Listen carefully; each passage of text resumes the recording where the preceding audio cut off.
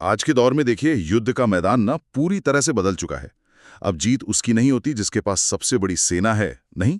जीत अब उसकी होती है जिसकी नजरें सबसे तेज हैं, जो दुश्मन के घर में घुसकर उसकी हर एक हरकत को पहले से ही भांप ले। और इसी सोच के साथ भारतीय सेना एक बहुत ही महत्वपूर्ण कदम उठा रही है। एक ऐसे अदृश्य काल का निर्माण हो रहा है जो आसमान से दुश्मनों पर नजर रखेगा, चाहे वो बर्फीले पहाड़ों के पीछे हों या फिर घने जंगलों में छिपे हों। तो सीधे मुद्दे पर आते हैं। सेना ने tactical remotely piloted aircraft system, मतलब टैक्टिकल आरपीएएस, खरीदने के लिए एक रिक्वेस्ट फॉर इंफॉर्मेशन, जिसे आरएफआई कहते हैं, वो जारी की है। ये सिर्फ एक रक्षा खरीद नहीं है, ये भविष्य के युद्धों के लिए भारत की जो सोच है उसका आईना है। तो आज हम इसी दस्तावेज में छिपे संकेतों को समझेंगे। ये नए ड्रोन आखिर क्या बला हैं, इनकी मांगे इतनी असाधारण क्यों हैं, और ये चीन पाकिस्तान की सीमाओं पर कैसे कैसे सब कुछ बदल सकते हैं। चलिए इस पर गहरी नजर डालते हैं। तो सबसे पहले उन आंकड़ों पे बात करते हैं जो जो किसी को भी चौंका दें। रेंज और ऊंचाई। सेना ने जो मांगा है वो हैरान करने वाला है। लाइन ऑफ साइट मोड में 120 किलोमीटर और सैटेलाइट कम्युनिकेशन यानी सैटकॉम मोड में 400 किलोमीटर। 400 किलोमीटर। इसका मतलब तो ये हुआ कि अगर ये ड्रोन लद्दाख से उड़े तो तिब्बत के काफी अंदर तक। हाँ, तिब्बत के अंदर तक जाकर सब कुछ देख सकता है। ये तो कमाल है। बिल्कुल। और यहाँ सबसे दिलचस्प शब्द है सैटकॉम। लाइन ऑफ साइट तो हुआ, मतलब सीधी नजर, जहां तक कंट्रोल स्टेशन से रेडियो सिग्नल सीधे ड्रोन तक पहुंच सकें। लेकिन हिमालय में ये सीधी नजर कहाँ मुमकिन है? हर कुछ किलोमीटर पर ऊंचे ऊंचे पहाड़ हैं। सिग्नल रोक देते हैं। हाँ, सिग्नल ब्लॉक कर देते हैं। यहीं पर सैटकॉम एक गेम चेंजर बनता है। सैटकॉम का मतलब है कि ड्रोन अब जमीन पर मौजूद स्टेशन से बात नहीं कर रहा, वो सीधे सैटेलाइट से जुड़ गया है। अच्छा। अब बीच में चाहे K2 जैसा पहाड़ आ जाए या ड्रोन 400 किलोमीटर दूर दुश्मन के इलाके में हो, संपर्क टूटेगा ही नहीं। ये हमें वो ताकत देता है जो पहले कभी नहीं थी, दुश्मन के घर में बहुत गहराई तक जाकर खुफिया जानकारी इकट्ठा करने की। लेकिन इतनी दूर तक देखने का फायदा तभी है जब आप काफी ऊंचाई से देख रहे हो, वरना छोटी मोटी पहाड़ियां भी बिल्कुल सब कुछ छिपा देंगी। तो ऊंचाई को लेकर क्या मांगे हैं? मैंने सुना है कि सेना ने 2 अलग-अलग तरह के ड्रोन मांगे हैं। हाँ, एक मैदानी और रेगिस्तानी इलाकों के लिए और दूसरा है असली चुनौती, हाई एल्टीट्यूड यानी ऊंचे पहाड़ी इलाकों के लिए। और हाई एल्टीट्यूड वाले ड्रोन के लिए जो शर्तें रखी गई हैं वो बहुत बहुत ही सख्त हैं। उसे 15,000 फीट की ऊंचाई से उड़ान भरने में सक्षम होना चाहिए। 15,000 फीट? ये तो वो ऊंचाई है जहां सियाचिन ग्लेशियर है, जहां हमारे सैनिक। हाँ, जहां हमारे सैनिक तैनात रहते हैं। और टेक ऑफ के बाद उसे कम से कम 24,000 फीट की ऊंचाई पर ऑपरेट करना होगा। 24,000 फीट? ये तो लगभग माउंट एवरेस्ट की चढ़ाई का 80% हिस्सा है। इतनी ऊंचाई पर तो हवा में ऑक्सीजन ना के बराबर होती है, तापमान -40-50 डिग्री। बिल्कुल, ऐसे में तो सामान्य इंजन और इलेक्ट्रॉनिक्स जवाब दे जाते हैं। तो ये एक असाधारण मांग है। बहुत ही असाधारण। ये एक ऐसे सिस्टम की मांग है जो उन जानलेवा परिस्थितियों में भी पूरी क्षमता से काम करें, जहां इंसान का खड़ा रहना भी मुश्किल है। ये क्षमता इस ड्रोन को हिमालय युद्ध क्षेत्र का, कह सकते हैं, बेताज बादशाह बना देगी। चीन के पास जो ड्रोन है उनमें से कई इतनी ऊंचाई पर प्रभावी ढंग से काम ही नहीं कर पाते, तो ये सीधे सीधे उस कमी को निशाना बनाने की कोशिश है। अच्छा, आरएफआई में एक और बहुत दिलचस्प बात लिखी है, ड्रोन रनवे इंडिपेंडेंट होना चाहिए। इसका मतलब तो यही हुआ कि इसे उड़ने या उतरने के लिए हवाई पट्टी की जरूरत ही नहीं है। सही पकड़ा आपने, हेलीकॉप्टर की तरह। बिल्कुल। इसको टेक्निकली वीटॉल कहते हैं, वर्टिकल टेक ऑफ और लैंडिंग। ये एक हेलीकॉप्टर की तरह सीधे ऊपर उठ सकता है, लेकिन ये हेलीकॉप्टर से कहीं ज्यादा खतरनाक है, क्योंकि एक बार हवा में स्थिर होने के बाद ये एक हवाई जहाज की तरह तेज रफ्तार पकड़ लेता है। अरे वाह! तो इसमें हेलीकॉप्टर की फ्लेक्सिबिलिटी भी है और हवाई जहाज की स्पीड और रेंज भी। तो इसका मतलब है कि हम इसे किसी चलती हुई युद्धपोत से या लद्दाख की किसी छोटी सी पहाड़ी चोटी से भी लॉन्च कर सकते हैं, या किसी ट्रक के पीछे से भी। हाँ, दुश्मन को कभी पता ही नहीं चलेगा कि हमारी आंखें कहां से देख रही हैं। अगर उन्होंने हमारे एयरबेस पर हमला करके रनवे तबाह भी कर दिए, तब भी हमारी निगरानी बंद नहीं होगी। यही तो इसका सबसे बड़ा सामरिक फायदा है। युद्ध के पहले कुछ घंटों में दुश्मन हमेशा एयरबेस और रनवे को ही निशाना बनाता है। VTOS क्षमता का मतलब है कि हमारी खुफिया जानकारी इकट्ठा करने की ताकत विकेंद्रीकृत मतलब डिसेंट्रलाइज्ड हो जाती है। इसे नष्ट करना लगभग नामुमकिन होगा। और ये वापस भी वहीं उतर सकता है। बिल्कुल। और सिर्फ यही नहीं, सेना ने आपात स्थिति के लिए इसमें एक पैराशूट रिकवरी सिस्टम की भी मांग की है। अच्छा, ताकि अगर इंजन फेल हो जाए तो भी ये कीमती उपकरण सुरक्षित वापस आ सके। ये जो लचीलापन है ना, यही आज के युद्ध में जीत की कुंजी है। ये सुनने में तो बहुत अच्छा लगता है, लेकिन एक सवाल मेरे मन में आ रहा है। हिमालय का मौसम बहुत अप्रत्याशित होता है। पल भर में तेज हवाएं और बर्फीले तूफान आ जाते हैं। क्या वाकई 110 किलोमीटर प्रति घंटे की हवा में कोई ड्रोन स्थिर रह पाएगा? ये एक बहुत ही जायज सवाल है और सेना ने इस पर गंभीरता से विचार किया है। RFI में साफ लिखा है कि हाई एल्टीट्यूड ड्रोन को 110 किलोमीटर घंटे की रफ्तार वाली हवाओं को झेलने में सक्षम होना चाहिए। 110? इतनी तेज हवा में तो इंसान का खड़ा रहना मुश्किल है। बिल्कुल। तो जाहिर है ये एक बहुत बड़ी इंजीनियरिंग चुनौती है। इसके लिए ड्रोन का डिजाइन, उसके विंग्स का आकार और उसका फ्लाइट कंट्रोल सिस्टम बहुत एडवांस्ड होना चाहिए। और साथ ही इसे 20 मिलीमीटर प्रति घंटे की बारिश में भी काम करने लायक होना चाहिए। तो इसका सीधा मतलब ये है कि दुश्मन अब खराब मौसम का फायदा उठाकर घुसपैठ करने की कोशिश नहीं कर पाएगा। वो अक्सर करते हैं। हाँ, बिल्कुल।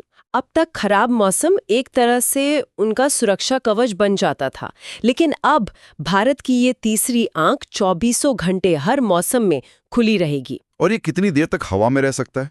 सेना ने कम से कम 8 घंटे की एंड्योरेंस यानी सहन शक्ति की मांग की है। 8 घंटे? हाँ, 8 घंटे।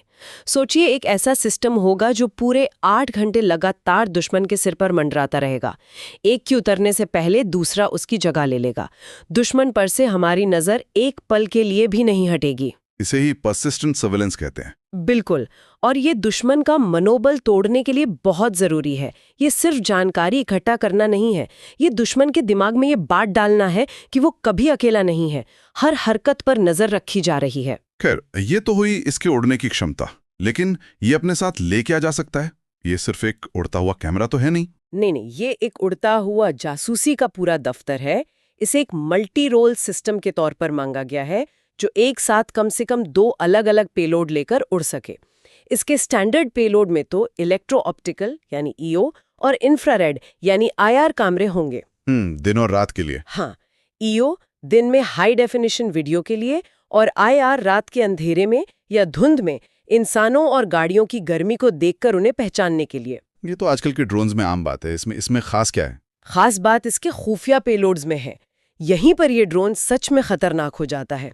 इसमें कम्युनिकेशन इंटेलिजेंस यानी कॉमेंट का विकल्प मांगा गया है। कॉमेंट? इसे ऐसे समझिए कि ये हवा में ही दुश्मन की फोन लाइन या रेडियो सिग्नल को टैप करने जैसा है। अरे, दुश्मन के कमांडर अपने सैनिकों को क्या आदेश दे रहे हैं, उनकी अगली चाल क्या हो सकती है, ये सब हमें लाइव पता चल सकता है। और दूसरा पेलोड? दूसरा है इलेक्ट्रॉनिक इंटेलिजेंस यानी ELINT। एलन सिस्टम दुश्मन के रडार, मिसाइल सिस्टम और एयर डिफेंस सिस्टम से निकलने वाली तरंगों को पकड़ता है और उनकी सटीक लोकेशन बता देता है। अच्छा, मतलब हमला करने से पहले ही हमें पता होगा कि उनका एयर डिफेंस कहाँ है। ठीक यही, ताकि हम उसे या तो नष्ट कर सकें या उससे बचकर निकल सकें। ये तो सच में बहुत खतरनाक क्षमता है। और भी है, इसमें सिंथेटिक एपर्चर रडार यानी SAR लगाने की भी सुविधा होगी। SAR की खासियत ये है कि ये बादलों, धुंध और धूल के तूफान के आर पार देख सकता है। वाह! और शायद सबसे अनोखी मांग है फोलिएज पेनिट्रेशन मतलब FOPEN रडार की। FOPEN? ये रडार घने जंगलों के पत्तों के आर पार देखकर नीचे छिपे दुश्मन के बंकरों, गाड़ियों और सैनिकों का पता लगा सकता है। मतलब पूर्वोत्तर के घने जंगलों में छिपे उग्रवादियों या LOC पर जंगलों में छिपे आतंकियों के लिए ये ब्रह्मास्त्र होगा। बिल्कुल, एक ब्रह्मास्त्र। इतनी सारी अलग अलग तरह की जानकारी, कॉमेंट, ELINT, SAR, FOPEN, इस सब जानकारी का होता क्या है? स्रोत में सेंसर टू शूटर टाइमलाइन को कम करने की बात कही गई है। इसका क्या मतलब है? ये इस पूरी प्रक्रिया का सबसे क्रांतिकारी हिस्सा है। देखिए, जानकारी इकट्ठा करना एक बात है और इस पर तुरंत कार्रवाई करना दूसरी।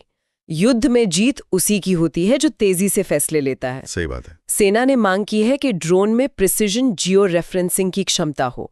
इसका मतलब है कि जब ड्रोन किसी टारगेट का वीडियो भेजेगा तो साथ में उसके बिल्कुल सटीक जियो कोऑर्डिनेट्स, अक्षांश और देशांतर, हाँ, वो भी भेजेगा, जिसमें गलती की गुंजाइश कुछ मीटर से भी कम हो। और फिर इस डेटा का क्या होगा? ये डेटा रियल टाइम में बिना किसी इंसानी दखल के सीधे सेना के आर्टिलरी और मिसाइल कमांड सेंटर्स तक पहुंचेगा। अब आप कल्पना कीजिए, लद्दाख में हमारे एक ऑपरेटर ने स्क्रीन पर दुश्मन का एक टैंक देखा। उसने बस स्क्रीन पर उस टैंक को टच करके कंफर्म किया। ड्रोन ने तुरंत उसकी सटीक लोकेशन हमारे तोपखाने तक भेज दी। और इससे पहले कि टैंक का ड्राइवर अपनी पोजीशन बदल पाता, पास की किसी चोटी पर तैनात हमारी तोप से गोला निकल चुका था। मतलब देखने वाले और हमला करने वाले के बीच का समय लगभग शून्य। यही है सेंसर टू शूटर की ताकत। इस पूरी योजना की सबसे गर्व करने वाली बात यह है कि सेना इसे मेक इन इंडिया के तहत पूरा करना चाहती है। लेकिन क्या भारत में ऐसी कंपनियां हैं जो इतनी एडवांस टेक्नोलॉजी बना सकती हैं, या हम सिर्फ बाहर से पुर्जे लाकर यहां जोड़ेंगे? ये एक बहुत महत्वपूर्ण सवाल है। RFI में लाइसेंस के तहत भारत में उत्पादन को एक प्रमुख उद्देश्य बताया गया है। कंपनियों को एक विस्तृत इंडिजनाइजेशन प्लान देना होगा। पिछले कुछ सालों में भारत में एक मजबूत प्राइवेट डिफेंस इकोसिस्टम उभरा है। टाटा, L&T, अदानी डिफेंस और कई छोटे स्टार्टअप्स जैसे न्यू स्पेस रिसर्च और आइडिया फोर्ज, ये सब ड्रोन टेक्नोलॉजी में बहुत अच्छा काम कर रहे हैं। तो उम्मीद है। बिल्कुल। हो सकता है कि शुरुआत में कुछ ज़रूरी कंपोनेंट्स जैसे इंजन या कुछ एडवांस्ड सेंसर बाहर से आएं, लेकिन लक्ष्य यही है कि धीरे धीरे सब कुछ भारत में ही बने। इसका असली फायदा क्या होगा? आत्मनिर्भरता। अगर कल को युद्ध छिड़ जाता है तो हम स्पेयर पार्ट्स या तकनीकी मदद के लिए किसी दूसरे देश पर निर्भर नहीं रहेंगे। सही है। हम अपनी जरूरत के हिसाब से जितने चाहें उतने ड्रोन बना सकेंगे। विदेशी प्रतिबंधों का हम पर कोई असर नहीं होगा। यह देश में एक पूरी इंडस्ट्री बनाने की बात है। तो अंत में अगर हम इन सभी क्षमताओं को एक साथ देखें, 400 किलोमीटर की रेंज, VTOL और ये सब दिमाग पढ़ लेने वाले पेलोड्स, तो इसका चीन और पाकिस्तान के लिए क्या मतलब है? चीन के लिए यह उनके रनवे पर निर्भर ड्रोन्स पर एक बहुत बड़ी बढ़त है। चीन के जो बड़े ड्रोन्स हैं उन्हें लंबे चौड़े रनवे चाहिए, जो आसान टारगेट होते हैं। हाँ, लेकिन भारत का ये ड्रोन किसी भी छोटी चौकी से उड़कर तिब्बत में बने उनके नए एयरबेस और मिसाइल साइट्स पर लगातार नजर रख सकेगा। और पाकिस्तान के लिए ये दोहरी मार है। एक, ये खराब मौसम में होने वाली आतंकी घुसपैठ को लगभग नामुमकिन बना देगा फोपन रडार से। हाँ, और दूसरा, सैटकॉम मोड से हम पाकिस्तान के काफी अंदर तक मौजूद आतंकी लॉन्च पैड्स पर लगातार निगरानी रख सकेंगे। तो कुल मिलाकर ये सिर्फ हमारी निगरानी क्षमता को ही नहीं बढ़ाएगा, बल्कि दुश्मन के मन में एक मनोवैज्ञानिक डर भी पैदा करेगा। बिल्कुल। जब उसे पता होगा कि भारत की अदृश्य आंखें 24 घंटे उस पर नजर रख रही हैं, तो वो कोई भी दुस्साहस करने से पहले 100 बार सोचेगा। और इसमें एक और पहलू है मॉड्यूलैरिटी और स्केलेबिलिटी का। इसका क्या मतलब है? आसान भाषा में ड्रोन को लेगो ब्लॉक्स की तरह डिजाइन किया जाएगा। अगर कल को कोई बेहतर कैमरा या नया सेंसर आता है तो पूरे ड्रोन को बदलने की जरूरत नहीं होगी। अच्छा, बस पुराना मॉड्यूल निकालो और नया लगा दो। ठीक, यही। इससे ये सिस्टम हमेशा अत्याधुनिक बना रहेगा और कम खर्चे में अपग्रेड होता रहेगा। और शायद सबसे जरूरी बात, ये तकनीक हमारे जवानों की जान बचाने में भी अहम भूमिका निभाएगी। खतरनाक इलाकों में गश्त के लिए सैनिकों को भेजने के बजाय इन ड्रोन्स का इस्तेमाल किया जा सकेगा। हमारे सैनिक सुरक्षित रहेंगे। निश्चित रूप से ये हमारी सेना को ज्यादा स्मार्ट, ज्यादा घातक और साथ ही ज्यादा सुरक्षित भी बनाएगा। ये भारतीय सेना के आधुनिकीकरण में एक मील का पत्थर साबित होगा। यहाँ एक विचार छोड़ जाते हैं जिस पर सोचा जा सकता है। जैसे जैसे ये स्वचालित और रिमोट कंट्रोल सिस्टम युद्ध के मैदान पर ज्यादा से ज्यादा जोखिम भरे काम संभालेंगे, भविष्य में सैन्य कमांडरों के लिए किस तरह की नई चुनौतियां और नैतिक प्रश्न खड़े हो सकते हैं। जब हमला करने का फैसला एक इंसान से हटकर एक एल्गोरिथम की तरफ बढ़ने लगे, तो जवाबदेही कौन ले? और इस प्रोजेक्ट के बाद वे ग्लोबल स्तर पर मुकाबला करने लायक बन जाएंगे। दोस्तों, अब जरा इस बात पर गौर करते हैं कि ये ड्रोन सिस्टम हमारे दुश्मनों के लिए इतनी बड़ी मुसीबत क्यों बनने वाला है। सबसे पहले बात करते हैं चीन की। चीन के साथ हमारी सीमा बहुत लंबी और दुर्गम पहाड़ों से घिरी हुई है। चीन ने अपनी तरफ सीमा पर काफी इंफ्रास्ट्रक्चर बना लिया है और वो लगातार अपनी हरकतों से बाज नहीं आता। चीन के पास भी विंग लॉन्ग जैसे ड्रोन हैं, लेकिन उन्हें ऑपरेट करने के लिए बड़े रनवे की जरूरत होती है, जो युद्ध के समय आसान टारगेट बन सकते हैं। लेकिन भारत का ये नया टैक्टिकल आरपीए रनवे इंडिपेंडेंट होने की वजह से लद्दाख की किसी भी छोटी सी चौकी से उड़ाया जा सकेगा। 400 किलोमीटर की रेंज के साथ ये तिब्बत में बने चीन के नए एयरबेस और मिसाइल साइट्स की जासूसी आसानी से कर सकेगा। अगर चीन पहाड़ों के पीछे अपनी सेना जमा कर रहा होगा तो हमारे सार रडार उसे देख लेंगे। चीन की इलेक्ट्रॉनिक वॉरफेयर क्षमता को टक्कर देने के लिए इस ड्रोन के एलेंट पेलोड बहुत काम आएंगे। हम चीन के रडार की फ्रीक्वेंसी का पता लगाकर उसे जाम कर सकेंगे या फिर एंटी रेडिएशन मिसाइल से नष्ट कर सकेंगे। वहीं दूसरी तरफ पाकिस्तान की सीमा पर भी ये ड्रोन कहर बनकर टूटेगा। पाकिस्तान अक्सर खराब मौसम और धुंध का फायदा उठाकर आतंकवादियों की घुसपैठ कराता है, लेकिन इस ड्रोन के इंफ्रारेड कैमरे और फोलियज पेनिट्रेशन रडार अंधेरे और जंगलों में छिपे आतंकियों को खोज निकालेंगे। सैटकॉम मोड की वजह से हम पाकिस्तान के काफी अंदर तक मौजूद आतंकी लॉन्च पैड्स पर नजर रख सकेंगे और अगर जरूरत पड़ी तो आर्टिलरी या एयरफोर्स की मदद से उन्हें पिन पॉइंट एक्यूरेसी के साथ निशाना बना सकेंगे। हाई एल्टीट्यूड पर ऑपरेट करने की क्षमता इसे सियाचिन और कारगिल जैसी जगहों पर भी बेहद कारगर बनाएगी, जहां पाकिस्तान की हर हरकत पर 24 घंटे नजर रखना बहुत जरूरी है। दोस्तों, एक और महत्वपूर्ण पहलू है मॉड्यूलरिटी और स्केलेबिलिटी का, जिसे सेना ने अपनी सेंट्रल डिजाइन फिलॉसफी बताया है। इसका मतलब ये है कि इस ड्रोन को इस तरह डिजाइन किया जाना चाहिए कि भविष्य में इसमें आसानी से बदलाव किए जा सके। अगर कल को कोई नई तकनीक या नया सेंसर आता है तो उसे इस ड्रोन में लगाने के लिए पूरे ढांचे को बदलने की जरूरत नहीं होनी चाहिए। बस एक मॉड्यूल निकालो और नया लगा दो। इससे न केवल पैसे की बचत होगी, बल्कि हमारी सेना हमेशा अत्याधुनिक तकनीक से लैस रहेगी। इंटीग्रेशन और इंस्टॉलेशन के दौरान पुराने सिस्टम की परफॉर्मेंस पर कोई असर नहीं पड़ना चाहिए। ये सोच दिखाती है कि भारतीय सेना अब भविष्य को ध्यान में रखकर फैसले ले रही है। दोस्तों, इस RFI में ग्राउंड इक्विपमेंट के लिए भी वही शर्तें रखी गई हैं जो ड्रोन के लिए हैं, यानी कि ग्राउंड कंट्रोल स्टेशन और डाटा लिंक टर्मिनल भी उतनी ही ऊंचाई और मौसम में काम करने चाहिए जितने में ड्रोन काम करेगा। ऐसा न हो कि ड्रोन तो उड़ रहा है लेकिन नीचे कंट्रोल स्टेशन ठंड की वजह से बंद पड़ गया। इसके लिए हर 2 RPA के लिए एक ग्राउंड कंट्रोल स्टेशन की मांग की गई है और हर ग्राउंड कंट्रोल स्टेशन के साथ 2 रिमोट व्हीकल टर्मिनल होने चाहिए। ये पूरा सिस्टम डिफेंस सीरीज, मैप्स और स्टैंडर्ड शेप फाइल फॉर्मेट के साथ कंपैटिबल होना चाहिए ताकि इसे मौजूदा कमांड एंड कंट्रोल सिस्टम और GIS फ्रेमवर्क में बिना किसी दिक्कत के इंटीग्रेट किया जा सके। इससे जो भी डाटा आएगा वो सीधे आर्मी के हेडक्वार्टर और फील्ड कमांडर्स तक रियल टाइम में पहुंचेगा। दोस्तों, कुल मिलाकर देखा जाए तो ये प्रोजेक्ट भारतीय सेना के आधुनिकीकरण की दिशा में एक बहुत बड़ा कदम है। ये न केवल हमारी निगरानी क्षमता को कई गुना बढ़ाएगा, बल्कि दुश्मन के मन में एक मनोवैज्ञानिक डर भी पैदा करेगा। जब दुश्मन को पता होगा कि भारत की अदृश्य आंखें उस पर 24 घंटे नजर रख रही हैं और वो चाहे कहीं भी छिप जाए बच नहीं सकता, तो वो कोई भी दुस्साहस करने से पहले 100 बार सोचेगा। 400 किलोमीटर की रेंज, 24,000 फीट की ऊंचाई और वीडियो क्षमता का ये कॉम्बिनेशन इस ड्रोन को दुनिया के सबसे बेहतरीन टैक्टिकल ड्रोन्स की श्रेणी में ला खड़ा करता है। मेक इन इंडिया के तहत इसका निर्माण भारत को ड्रोन तकनीक में आत्मनिर्भर बनाने के साथ साथ एक ग्लोबल मैन्युफैक्चरिंग हब बनाने की दिशा में भी ले जाएगा।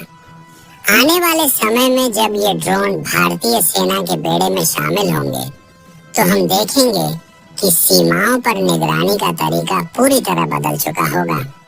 सैनिक बंकरों में बैठकर मीलों दूर दुश्मन की हरकतें देख सकेंगे और अपनी सुरक्षा सुनिश्चित कर सकेंगे। ये तकनीक हमारे जवानों की जान बचाने में भी अहम भूमिका निभाएगी, क्योंकि खतरनाक इलाकों में पेट्रोलिंग के लिए सैनिकों की जगह इन ड्रोन्स का इस्तेमाल किया जा सकेगा। दोस्तों, अब समय आ गया है कि हम अपनी तकनीकी श्रेष्ठता को स्वीकार करें और अपनी सेना के हाथ मजबूत करें। इस नए ड्रोन सिस्टम के आने से निश्चित रूप से भारत की रक्षा तैयारियों को एक नई धार मिलेगी और हमारे दुश्मन अपनी हद में रहने को मजबूर होंगे। जय हिंद।